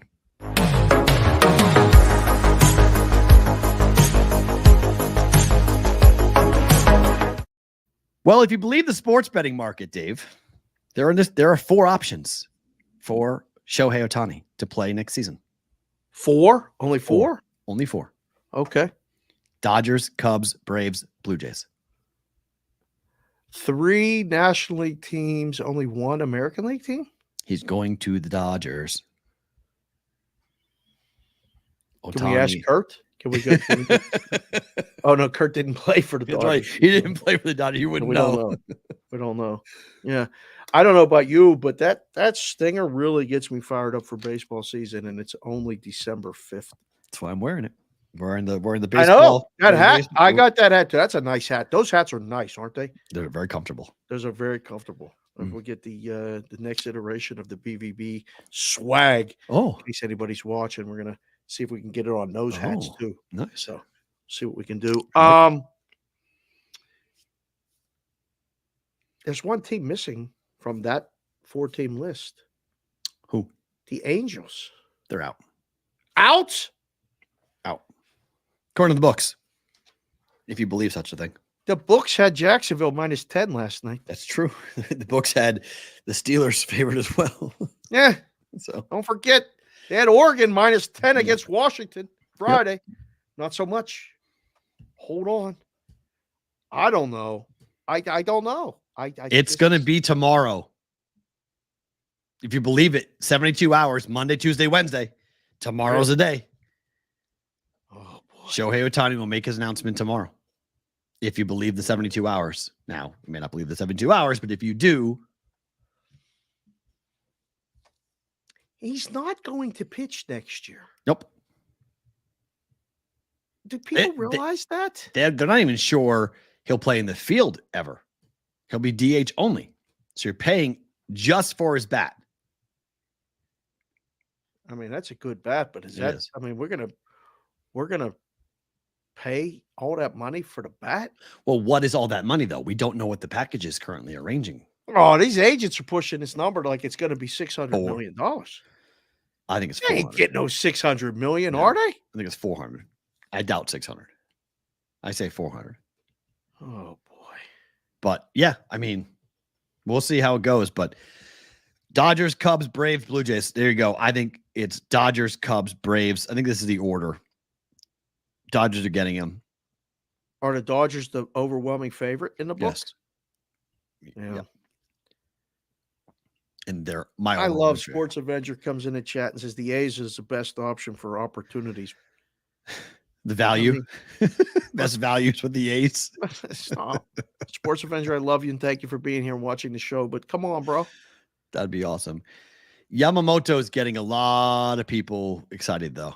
I mean, there's a lot of people who are going big. Pittsburgh? Yeah, I mean, Yankees, Red Sox, Mets have kind of shifted all of their same teams. Yeah, Yankees, Red Sox, Mets are all going after Yamamoto. Of course they are. That's what they want. Shohei's kind of, because of the non-pitching factor, they want the Japanese pitcher versus the generational pitcher talent. So we'll watch it. Nashville winter meeting is going on right now. Today, this is a local story, but I have a question for you. So today, Durango, the new station's property off strip, about 5 miles off the strip, is open. Going there after the show. You are? As soon as we're done, I'm going there after the show. Very nice. Again, I'm going there. I'm picking up Madeline from school, and we're going there because she's been ecstatically excited about going to this thing. Okay. So when you go there, text me and tell me how bad the traffic is, because if it's a complete the traffic was bad yesterday. Well, that was because of an accident, but like, but if parking's going to be a complete nightmare, and it's going to be, I'll go later. But why don't you go the next day? Because she wants.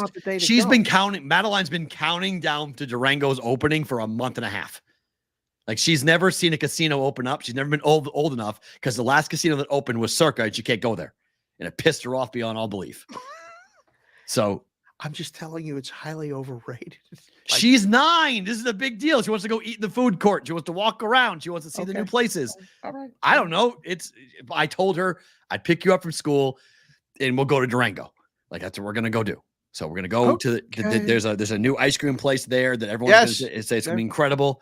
So we're going to go try the new ice. But I'm bringing this up not because Mark.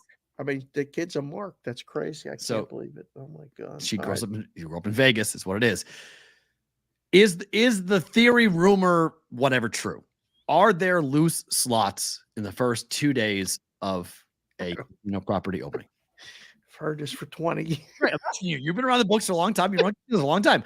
Is it true, or is it not? I don't think so. No. They don't want to give away jackpots early to get people's attention, to get publicity and press. I've been saying this for 20 years. I mean, in books that the casinos have opened. I went when the Wynn opened, and then the Encore. We went and walked down, walked around. Jess and I went to the Circa grand opening. Yep. That was fun. It was over 21, so it was a different kind of opening. Yeah. I just like the pageantry and all the other stuff, but I'm not the customer. Like, I'm not going to play machines today because the slots are loose. There might be people that are. Oh, no, there are people. I mean, they're 100%. The syndicate groups that play these things are chopping at the bit to get in there. 10 a.m. this morning, they opened the doors. They were the first ones in. Boom, right away. They already are there. Yeah, they've been there. They are firing on those machines right now. There's no question. There's no question they are. But listen, this is what happens. It's fun. It's exciting. It's on the other side of town, which is good. I think, and I was down at the South Point yesterday. That end of town is booming a little bit. It's called Spring Valley. Yeah, it's gonna bring people out there that maybe didn't go before. But then I disagree. It's gonna hurt. I don't think it's gonna bring people out, although in the beginning it will. If you know Vegas, you guys just hang on for a second, because Henderson people who go to Red Rock are annoyed by the drive. So you're going to get people from Henderson who are going to scoot right down 215 and go from the Green Valley area over to Durango. Spring Valley's been popping up pretty consistently. it's going to hurt the people in Spring Valley. They won't go to Red Rock anymore. Like they won't go up there. So it's going to make it less for us, for me, where I live. It's going to make Red Rock a lot more palatable. I can't wait. It's going to be awesome. I cannot wait. We're actually be able to go there and watch a game and hang out and not be crazy, because that book, the Red Rock book, is always overwhelmed. So I'm very excited about that. That's exciting. The book looks great. I've said this for years on the sportsbook micro level, but on the casino macro level in town, unless there's more people moving here, which, by the way, more people are moving here than any Country. city in the country. Hi, LA. They're all coming from LA. Because they're all coming from LA, but that's fine. But you're dividing the pie just into thinner slices. You're taking customers that are going to go to Durango from South Point, from the M, from the Silverton, from that corner, right, and north from Red Rock, Suncoast, and Rampart that would have gone there. They're going to just go, which is closer. Like, the convenience of Vegas is highly underestimated by people that don't live here. And that's why they're building. People don't drive more than 15 minutes from where they live because they got everything there. And Stations is building in Inspirada. They're building, once Durango is done, everyone that opened Durango is moving to Inspirada to open up the casino property there. So then in Henderson, they won't be leaving to come to the M or the South Point and all those places. They're going to stay in Inspirada, which is the biggest housing development in Vegas. You know what's coming along with that? A basketball arena? No. What? One up here. Up by you, right. Yeah, another one up by you. Yeah. Another Stations. They're going to just move them from, rather than completely revamp a place like Santa Fe and, it's hard to knock it down and rebuild or anything. They're just going to expand it a little further north. So when people come down the 15, from Utah, whatever, they're going to stop at a brand new spanking resort that's probably going to look a lot like Durango Station. Yep. Are they calling it Durango Station or Durango? Do you know? I think it's just Durango. I don't think Stations is putting, like, Red Rock isn't Red Rock Station. It says Red Rock. I think they're doing it like that. They're keeping Durango, probably. Yeah. They're keeping the Station's branding. It's not because Santa Fe Station. It's, if you guys know a lot of the Station casino properties around the Strip, they're keeping that Station off. It's just Durango, Red Rock, even though it's owned by Stations Group. So if you guys are looking for a place to come, new place to stay in Vegas, if you want to stay off Strip, this is going to be a very popular property for the next couple of months. It is a high-end luxury, they would call it, casino property. That it looks great. I'm going to walk through and check it out. The sports book, the videos that I've seen looks cool. Contour 22 says he lives by the South Point. Okay.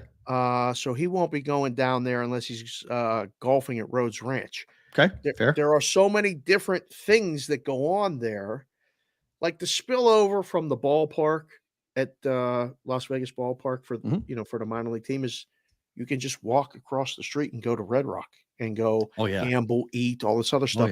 It leads to more development. The casinos are being used as a magnet to attract people to then do development. They built Red Rock, then they built downtown Summerlin, which is the outdoor walking mall across the street. Then they built the ballpark. Then they built the Vegas Golden Knights practice facility, and now they're building apartments all along the entire road. Yes. There's 4 new apartment complexes. Not to mention an office park. There's an office park they built there, right? So so it's all building up, and the A's could play there. I mean, the A's could play there temporarily until the ballpark got built if they made improvements. But it's outdoors, right? And bet over every game because it's going to be 10-9 every single game. Yeah, it's windy up there. Windy is just the air. It's the air as thin as can be. It could be. Just goes. So on that. To MSG tonight, UConn, North Carolina, game of the night in college basketball. Fun game. As you were lamenting the fact that you were getting texts about this total. Yes. Before we started. Yes. What's the play, over under? I bet over 152. Okay. But people are freaking out because the number's coming down consistently because the books are taking under bets like crazy, and I'm okay with that. Yeah, I mean, it's public service announcement. Just because the number moves against you doesn't mean it's a loser. Right. I actually prefer it sometimes. I don't know if that's like, you do things uniquely, Yeah, which is I actually fine. like it. I know. don't like it. Like last night, I'm I not, felt very uncomfortable when the line closed 244. I'm like, oh, I'm not a very big superstitious person, like we know in terms of things, but there are certain things whenever people for the Juice audience, if I get messages saying, Matt, I love your picks today. Right. I go, fuck. I don't like that? No. I would much rather somebody say, I don't like your picks today. Like, thank you. I would say 80% of the time when somebody says, I like it, I have a losing day. When I don't like it, I have a winning day. 8 out of 10 times that happens. I don't know. I've had guys literally Just the way that ask is. me at the counter and say, what do you like? And I say, well, I don't really know. Well, if you had to bet it, which way would you bet it? I don't know. I'd bet UConn. All right, give me 10,000 on the other side. Give me North Carolina. Jack, oh, mean. Okay. So I don't, it doesn't matter to me if someone likes my pick or doesn't. Like, right. Just trust yourself. That's why somebody asked, tell people. Yes. We got an email from somebody, very long email, very appreciative email, but they were asking me what is above my head here. What is that? There's a message I write to myself says, trust yourself. Okay. That I look at every day when I'm betting. You can't see it right now. It's above me. Okay. I was like, I can't see it. Okay. No, I don't. Can I don't know if I can. No. There. Oh, there it is. There. Okay. It says trust yourself. Oh, that's nice. He thought it was something else, but that's what that says. All right. Because people so often you get either noise, positive, negative noise. I don't want the noise. I just want to bet what I want to bet. So that's a reminder when I come in here, I tape the Juice every night in here, make bets in here every day. We talk about bets. I make bets in this room every day to trust myself. Just look up, trust myself. Listen to yourself. Don't listen to anybody else. Listen to yourself. So that's what that is. So when people dislike my picks, I'm more comfortable than people say, I love it. I love your card. I bet everything. Oh no. Like I get very concerned when that happens. Haters. And that's fine too. Like it's very flattering, but at the same time, no, the given public generally loses. So just when you have random people come at you and say, I love it, I get nervous. Like it's just the fact this is. I don't know. I don't know your background. I don't know if you're on it, if you're not, if you trail, I don't know. I'd rather people just say, I don't like it. Great. That's perfect. Let's see what happens. That's the Boston guy in you. You like people to not like it. You don't even like your own teams. Like fair. It's so messed up. It doesn't make any sense. We're Puritans. Like you're not superstitious about so many things that you should be, yet you're superstitious. It's not superstitious. It's just about your picks. It's just that I generally believe that the average gambler doesn't win. So the average gambler comes to me and says, I love all your picks. Professional gambler doesn't win that either. Too. I'm just saying it's a random comment. I love it. Not like I played one of your plays. I liked your plays, blah, blah, blah. Like it's the over emotion to one side or the other. These picks suck. Awesome. Watch what I do. These picks are amazing. Shit, I'm going to lose. Like it's just how it is. If you're too swung on either side, where do we wind up most often when it comes to betting? In the middle, 50%. The best guys in the world go like 56%. No, they go 94-0. Best guys in the world go 94-0. On the teams that he knows. I'm kidding. The best guys go 94-0. We just learned that the best guys go 94-0. Those are the best guys. Come on. Today. The other game tonight is Florida Atlantic laying 2 to Illinois. I haven't bet it, but I do like FAU in this game. Is this a good game? Yeah, it's really low scoring though. It's going to be a grinder. Yeah, that's what I meant. Like, is this a game you want to watch? It's a 3:30. I like college basketball like that, but no, I know the total's 146.5, so I think it's going to be okay. I mean, Western Michigan's playing Notre Dame today. The total's 128. Wisconsin's playing Michigan State today. No one cares. 131 and a half. Yeah. UConn Carolina's the best game of the day. Cornell's playing Syracuse today. Ooh. CBW. It's only 4.5. Syracuse stinks. Cornell's live. Yeah.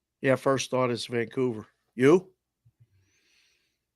Yeah, because I think it's going under. So, Ooh, really? yeah, Demko's tremendous at home. 6.5 over 40. I got 7. There's only one book when there's 7 under 30. That's what I got. That's what I bet. DraftKings 7 under 30. The rest of the books, at least here in town, 6.5 over 40. Yeah. Guys, just go to 7. So let's do this. We can do better to book it before we let go of Sports Grid so they can Do it. actually get this.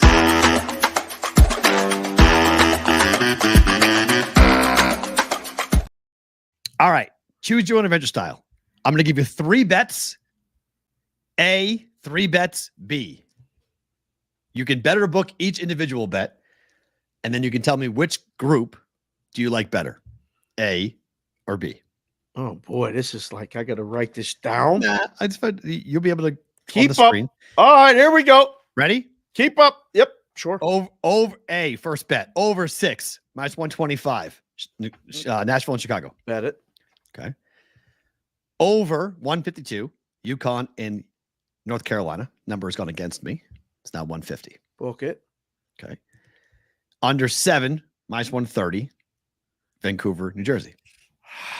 First thought is to bet this. Demko as a 1.8 Right. goals against average at home. Good. I like Vancouver and under. Okay. All right.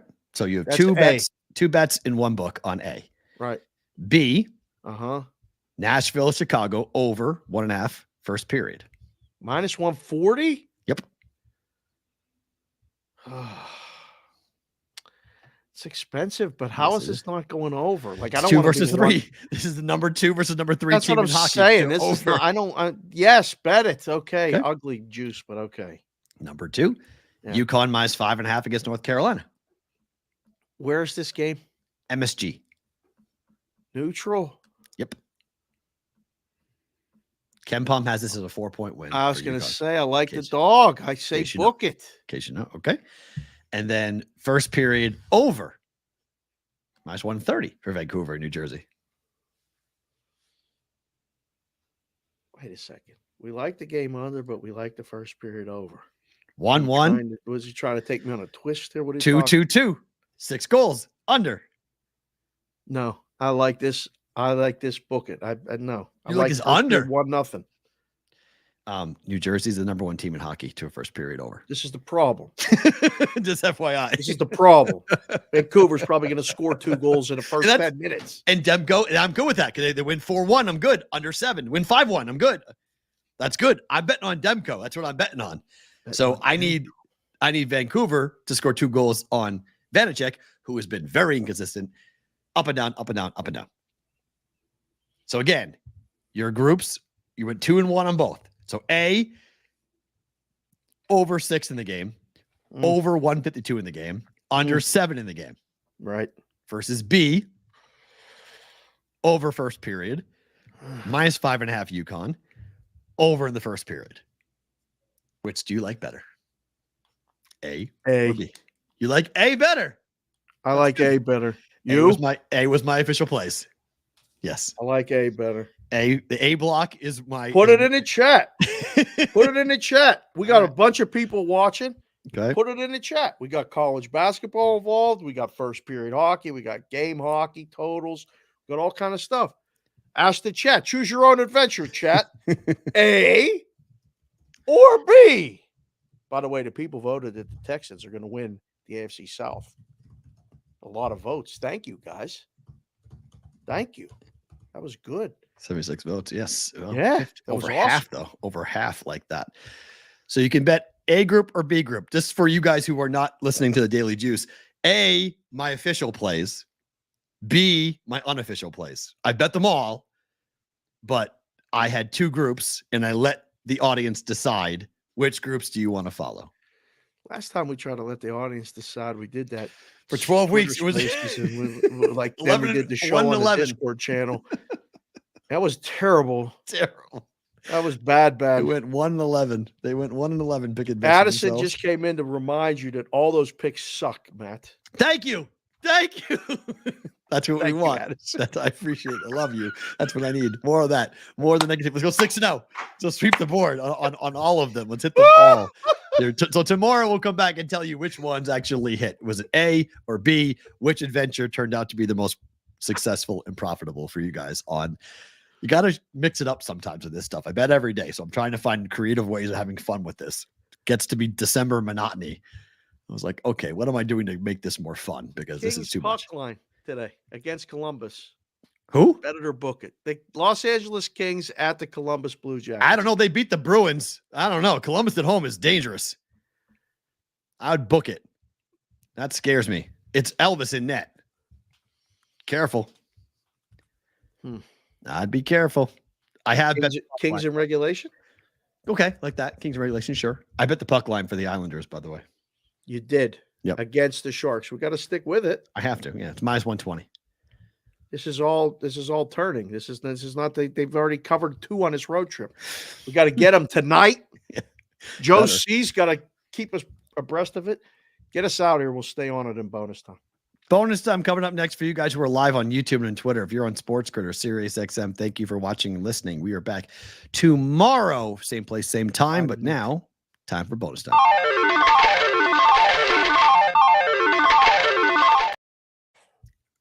Okay, good stuff there. That was excellent. The voting. Yeah, the Kings.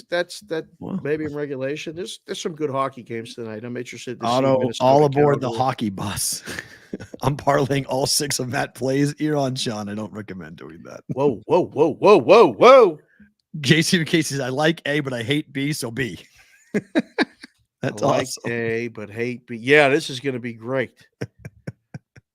Maybe we could get the T-shirt made. I hate your place. Yeah, there you go. That would be phenomenal. That would be great. I'd wear that with pride. It'd be phenomenal. Your place Matt suck. Matt, your place suck. That would be great. Matt, your place suck. Will, sorry, Will. And move the damn number. That might be our 3-game parlay. Write this down. Sorry, Will. Sorry, Will has to be somewhere on the back of a shirt because that's too fucking funny not to be. That would be just tremendous to have that be on there. Sorry, Will. It'd be Matt, your place suck. It'd be tremendous. We don't have any super chat questions for today, so we can go right to favorite thing about today. So I got some text today from the guys at Circa. Linda's parents were in, mom and stepdad, to clean out the desk and did some things, and everybody at Circa that knew Linda or was impacted by Linda's life did a big board and wrote a message to her and included some pictures and different things. And it was shared with me today. And again, these things come in waves, right? Mm-hmm. You lose somebody special in your life way too soon. And you're good, and then you're not, and then you're good, and then you're not, and then time passes and stuff, and little things will be said, or something will happen, or someone else will reach out. Like this morning, I got a text from a dear friend of ours who worked with both of us and said, I'm sitting in traffic, going to work, listening. We're watching your tribute to Linda, and I'm crying. I just wanted to tell you thank you, because you said it perfectly. I was like, cool. This is I'm just trying to just continue. But my favorite thing about today was the connections with the people in this space, in this industry. We heard about people that lost their jobs, people making decisions about different things. We got a chat at the beginning of this show. I don't know if you saw it. Let me go back to the top, because I saw it and I was like, this can't be. And I just want to recognize it real fast. Oh, it's gone. I got to go back and rewatch the show from the beginning. Okay. But a gentleman that I had never seen before came in and said, I need this show today, because I just found out that my wife of 20 years is having an affair. Oh, dude. And my life is over. And I was like, whew. I saw it and I went, all right, we're going to do the show. But life changes fast, boys and girls. And we're glad, and I don't take it lightly, and neither does Perrault, that you guys join us and hang with us when you do, for as long as you do. Every day, we keep showing up and doing the show. Life is always forward, never straight.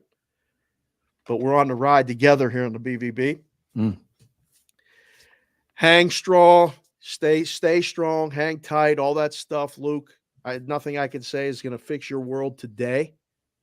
But there's a lot of people in here that are supporting you from a distance. And hopefully, for 2 hours today, we gave you a little bit of a lighthearted laugh, distraction, and we'll be here tomorrow. Yeah, and hey, reach out to me if you need to have a conversation. Please talk. I I might be able to talk you through some things. So go ahead and might be able to help you out there. So go ahead and send me a DM and we'll and we can chat. Yeah. My favorite thing about today, and we have some time so I can read this because it's really funny. Our guy Joe Trelarchik sent us an awesome email. Josie? Josie. Oh, like Josie Myers. Nope. Yeah, Claire Chick. Claire Chick. From Detroit, 313. Said, general thoughts. Hey, Matt, I'm assuming Dave, because, well, you're not the other end. He's assuming you don't read email because you don't. I was going to email this last week, but I chose to hold off because of the loss of Linda that you guys suffered. With that said, I did receive my juice hats last week, and they were surprisingly fitting well my misshaped head, so well that my wife actually noticed. So a funny back and forth actually ensued. My wife, what's the daily juice? Me, it's a show I listen to daily. Oh, is that the one that causes you not to hear a word I say once I get home? No, that's the BvB. Ah, so what's the one where the guy was calling you out by your last name? Correct, BvB. So what's the daily juice? The juice is my morning gambling show, which does not interfere with my home life. Ah, gotcha, the wife. So BBV is the one that's the problem? Me, babe, that's Belle Biv DeVoe. This is BVB. Wife shakes her head and leaves the room. Baby D! How great is that? In all seriousness, what you and Dave have built is truly special. I could not describe what the show is to my wife. There's really no defining it. You literally need to experience it live. But what I say is, that is the show that everyone in sports gambling content space wishes they had or hopes to build. You and Dave are both authentically entertaining. The show is real. The community is unbelievable. You both put 100+ people in one chat on a daily basis, and there has to be drama, right? We're all sports fans, short for fanatics, most likely rooting for completely different teams. Add sports gambling to the mix, and it should be a powder keg of know-it-alls spewing venom. Nope. Sure, we all disagree. God knows I have rabbit ears for all things Detroit and Michigan, but it's never personal, never malicious. I discovered BvB back in March via an auto tweet. Thank you, PSU Auto.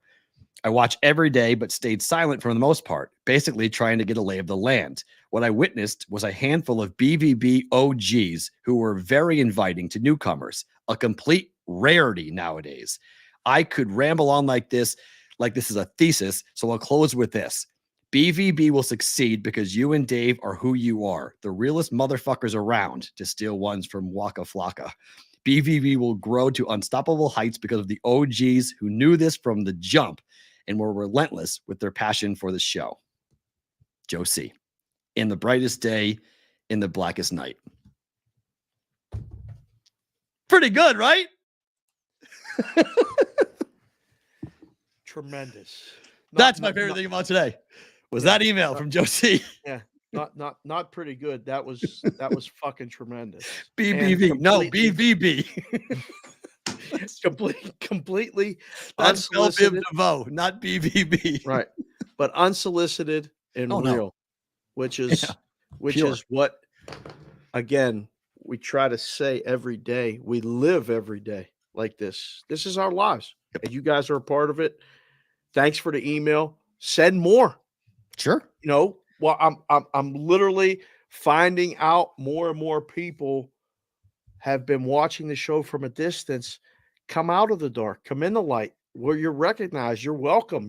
This is great news because Well, that's the first time we've had someone say that. That's the first time we've had somebody say that in other chats they have seen, the venom, the nasty backbiting bullshit doesn't exist in our community, which might be the best compliment we've received yet.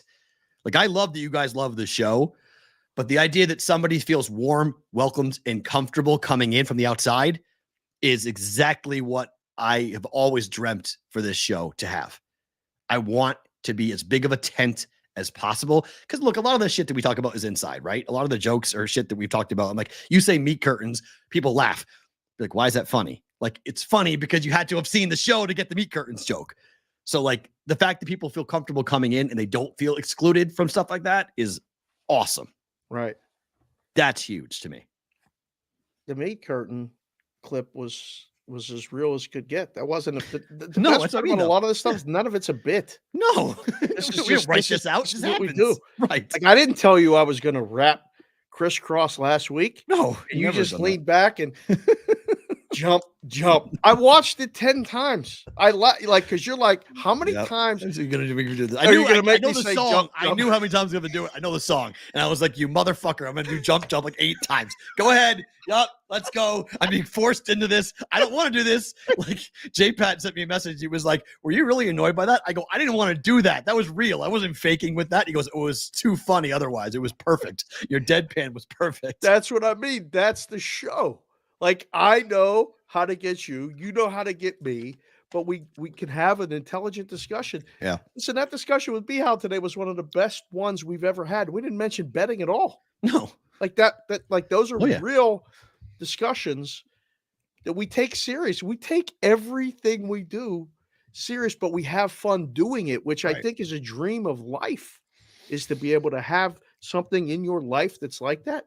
So, and me reading the Urban Dictionary definition of meat curtains was completely caught you off guard and 100%. surprising.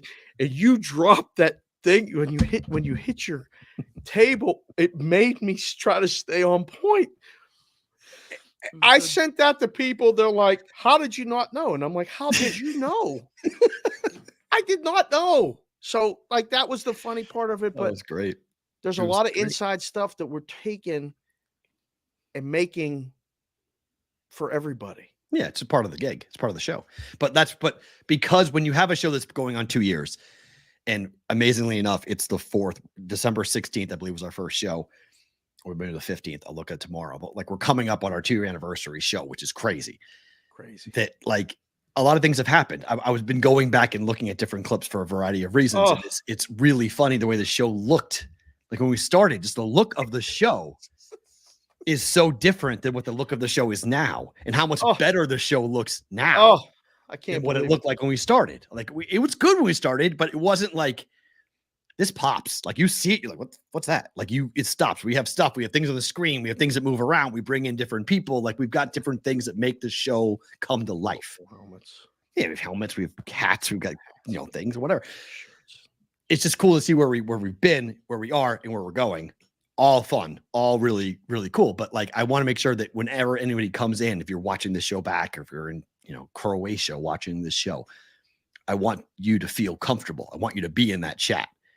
I want you to watch the show every day and tell someone about it and be like, I found a show that's really different.